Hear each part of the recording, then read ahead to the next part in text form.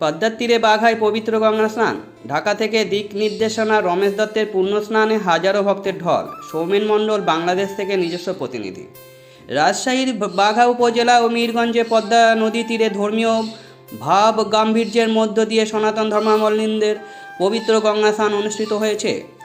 মঙ্গলবার 17 মার্চ ভোরের আলো ফোটার আগেই নদীর তীরে ভক্তদের ঢল নামে। নির্ধারিত শুভলগ্নে হাজারো নর নারী পদ্মার পবিত্র জলে স্নান করে পুণ্যলাভের আশায় পূজা প্রার্থনা ও দান ধ্যানে অংশ নেন। অনেকেই পূর্বপুরুষদের আত্মা শান্তি কামনায় বিশেষ প্রার্থনা করেন। পুরো এলাকা জুড়ে সৃষ্টি হয় এক আধ্যাত্মিক উৎসব মুখর পরিবেশ। গঙ্গা স্নানকে ঘিরে পদ্মার তীর জুড়ে বসে অস্থায়ী দোকানপাট ও ছোটোখাটো মেলা।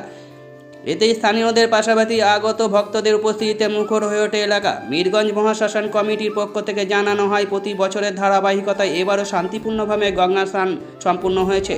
ভক্তদের সুবিধার্থে নেওয়া হয় বিভিন্ন ধরনের ব্যবস্থা। কমিটির সভাপতি শ্রীকৃষ্ণ প্রামাণিক জানান, সম্প্রতি মহাশ্মশানের জন্য জমি ক্রয় করা হলেও এখনও কোনো স্থায়ী অবকাঠামো নির্মাণ করা সম্ভব হয়নি। আমরা গঙ্গা স্নানে এসেছি, এটা গঙ্গা স্থান। এটা একটা পূর্ণ স্থান। আমরা স্নান করি, এখানে নাম কীর্তন হয়, গান শুনি, গীতা পড়ি, এগুলাই ধরেন হচ্ছে যে আমাদের। আমি আসছি বলিহাট থেকে।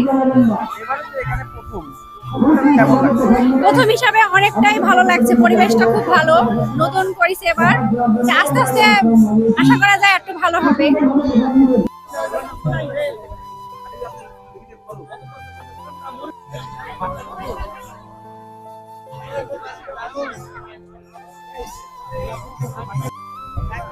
করে